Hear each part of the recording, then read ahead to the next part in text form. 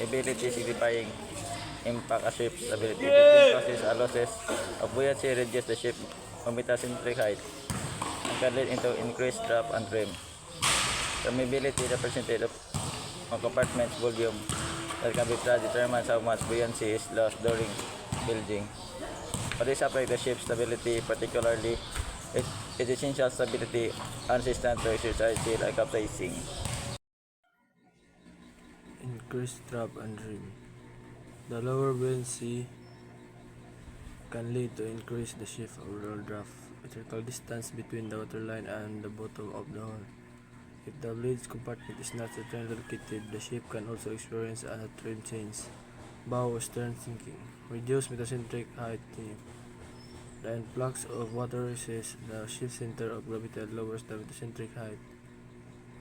DM is crucial measures of initial stability as more wind is less resistant to rolling high risk of capsizing.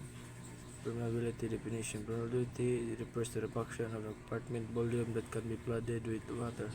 It is usually expressed as a percentage.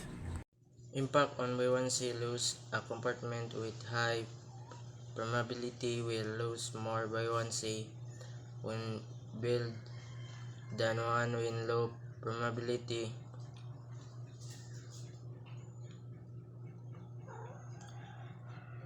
Influence on stability calculations.